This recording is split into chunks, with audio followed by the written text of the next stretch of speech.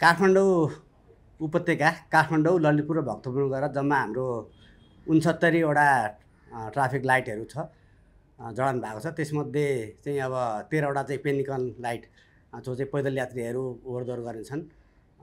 त्यो मध्ये 41 वटा चाहिँ चालु अवस्थामा छ भने 28 वटा चाहिँ हाम्रो अब बिग्रिएको छ र मर्मतको प्रक्रियामा छ। 28 वटा त अब विभिन्न कारणले हुन्छ। अब त्यसमा कहिलेकाहीँ अब यो आन्दोलनकारीहरूले तोडफोड गरेको कारणले हुन्छ, अरू चट्याङहरू परेको कारणले हुन्छ, अन्य अब सिस्टम हो, बत्ती हो, त्यो कुराहरू विभिन्न कुराहरूले गर्दाखेरि चाहिँ अब पुरानो भएर केही भएर बिग्रिया हुन्छ।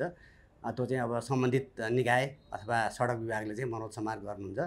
अब अहिले चाहिँ हाम्रो 28 वटा बिग्रेको अवस्था हो। ट्राफिक प्रहरी कार्यालयमा अब त्यो बत्ती लगाउने सम्बन्धी, त्यसमा मर्मत समार गर्ने सम्बन्धी कुनै बजेट र प्राविधिक जनशक्ति हुँदैन। हामीले चाहिँ अब भएको बनाएको ट्राफिक लाइटमा चाहिँ अब सिस्टम अनुसार अब ट्राफिक फ्लो मात्रै गराउने हो, ट्राफिक आवागमन मात्रै गर्ने हो।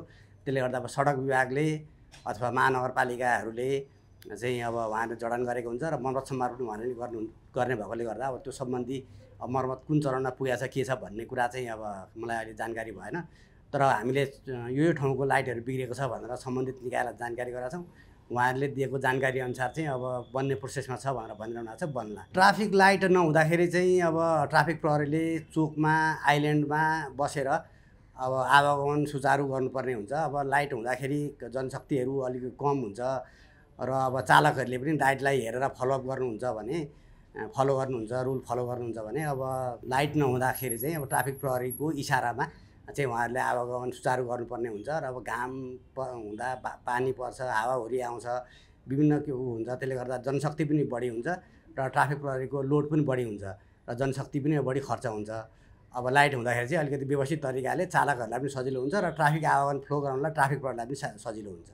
दुर्घटना हुने सबैले भने जस्तै अवश्य पनि अब चान्सेस बढी हुन्छ, किनभने अब लाइट अब जहाँ जुन ठाउँमा चाहिँ अब लाइटहरू बलिरहेको हुन्छ, ट्राफिक लाइट बलेको ठाउँमा पैदल यात्री पनि यो बेलामा जानुपर्छ भन्ने हुन्छ, सबै गाडीहरू रोकिरहेको अवस्था हुन्छ। त्यो बेलामा बाटो काट्नुहुन्छ, जथाभावी बाटो काट्न मिल्दैन किनभने गाडी फ्लो भइरहेको हुन्छ। अब ट्राफिक इसारा को बेलामा चाहिँ अब कहिलेकाहीँ अब पिक आवरको समयमा अथवा व्यस्त ट्राफिकको हुने, व्यस्त सवारी साधन हुने बेलामा त ट्राफिक प्रहरी बसेर चोकमा जङ्सनमा मिलाइरहेको हुन्छ। अब बिहान बेलुका रातितिर कतिपय अवस्था 24 घन्टा ट्राफिकको अथवा सवारी साधनको फ्लो नभएको बेलामा त ट्राफिक प्रहरी आइल्यान्डमा बसेर सबै इसारा दिइरहेको हुँदैन। त्यस्तो बेलामा पनि अब पैदल यात्रीहरूले त बाटो काट्नुपर्ने हुन्छ। त्यस्तो बेलामा चाहिँ अलिकति उहाँहरूलाई बढी थ्रेट हुन्छ र घटना दुर्घटना हुने सम्भावना चाहिँ अलिकति बढी हुन्छ। अब यो हेर्दा काठमाडौँमा चाहिँ अब 52 ठाउँमा जडान भएको छ भने ललितपुरमा 12 ठाउँमा र भक्तपुरमा चाहिँ 5 ठाउँमा छ।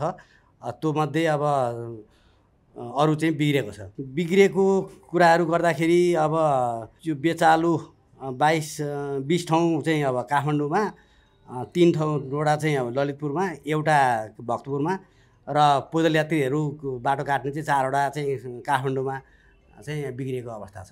21औं शताब्दीमा अब प्रत्येक चोकमा आइल्यान्डमा अब बसेर ट्राफिक आवागमन गर्नुभन्दा अब प्रविधि मार्फत जाँदाखेरि चाहिँ अब जनशक्ति पनि अब कम लाग्ने र अब सजिलो पनि हुने र पैदल यात्रीहरूलाई पनि सजिलो हुने, सवारी चालकहरूलाई पनि सजिलो हुने र प्रहरीहरूलाई पनि सजिलो हुने र त्यसका साथै अब प्रविधिमा जाँदाखेरि अब कारबाहीको प्रक्रिया गर्नको लागि पनि सजिलो हुन्छ। किनभने अब ट्राफिकको इसारा कतिपयले देखेन बुझेन भन्छ भने अब लाइटमा गरिसकेपछि चाहिँ सीसीटीभी फुटेज हेरेर तपाईँले यसरी लाइटमा क्रस गर्नुभयो, रेड लाइटमा क्रस गर्नुभयो, तपाईँले यसरी चाहिँ अब लेन मिचेर जानुभयो अथवा तपाईँको यो गल्ती छ भन्ने कुरा चाहिँ प्रविधिमा देखाइसकेपछि चालकहरूलाई पनि हामीले कन्भिन्स गर्नको लागि अथवा भोलि प्रमाण पनि हुन्छ र प्रमाणको रूपमा उहाँहरूलाई देखाउनको लागि सजिलो हुन्छ। अब हरेक हिसाब किताबले प्रविधिमा जोड्दाखेरि चाहिँ अब सजिलो हुने चाहिँ हामीले महसुस गरेका छौँ। ट्राफिक प्रहरीले एभरेजमा 2000 देखि 2500 जनालाई अहिले चाहिँ चालकहरूलाई बढी 2500 अलिअलि प्लस पनि हुन्छ। एभरेजमा अब 22-2500 को सङ्ख्यामा चाहिँ अब चालकहरूलाई दैनिक अब ट्राफिक भायोलेसनमा हामीले कारबाही गरिरहेका छौँ। अब त्यो हेर्दाखेरि अब लगभग 2500 चाहिँ अब ट्राफिक भायोलेसनहरू देखिन्छ। अब कतिपय प्रहरीले चाहिँ कारबाही गर्न नसकेको अथवा सबै ठाउँमा प्रहरी पुग्न नसकेको ठाउँमा अब भायोलेसन भएको होला, तर प्रहरीको रेकर्ड अनुसार हो भने चाहिँ लगभग 2500 को हाराहारीमा चाहिँ ट्राफिक भायोलेसन देखिन्छ। दैनिक अब मादक पदार्थ सेवन गरेर चलाउने चालकहरू चाहिँ लगभग दिनमा 100 प्लस माइनस चाहिँ अब हामीले नियन्त्रणमा लिन्छौँ। चेक जाँचको प्रक्रिया त अब यस्तो हुन्छ। अब हामीले अब ब्रेथलाइजर मार्फत चाहिँ अब चेक जाँच गर्छौँ त्यसमा त्यो देखिन्छ। र अब शङ्का लाग्दाखेरि अब हामीले चाहिँ अब अस्पताल मार्फत पनि अब मापसेको चेक गर्छौँ भने अब लागु पदार्थ सेवन गरेको केसमा चाहिँ अब किट मार्फत चाहिँ उसको युरिन टेस्ट मार्फत चाहिँ अब हामीले चेक जाँच गरिरहेका छौँ। अब प्रक्रिया त्यही हो त्यसको चेक जाँच गर्ने। ट्राफिक लाइटको अब मर्मतको जिम्मा भनेको अब सम्बन्धित अब सडक विभाग र महानगरपालिका अथवा सम्बन्धित नगरपालिकाहरूले नै जडान गर्ने हुँदाखेरि अब मर्मत सम्हारको जिम्मेवारी पनि अब उहाँहरूले नै अब गरिराख्नु भएको हुन्छ। ट्राफिक लाइट पनि अब सडक विभाग अनि महानगरपालिका अथवा नगरपालिकाहरूले चाहिँ जडान गर्नुभएको हुन्छ। र कतिपय अवस्थामा अब जाइका लगायत विदेशी सङ्घ संस्थाहरूको पनि समन्वयमा पनि उहाँहरूले काम गरिरहनु भएको हुन्छ। अब हामीले बुझ्दाखेरि उहाँहरूले चाहिँ अब चाँडै नै अब सुचारू हुन्छ, अब हामीले चाहिँ मर्मत सम्हार गर्ने प्रोसेसमा छौँ भन्नुभएको छ। अब ठ्याक्कै यो मितिमा हुन्छ भन्ने त मलाई जानकारी भएन, तर अब उहाँले सकेसम्म चाँडै गर्नु होला।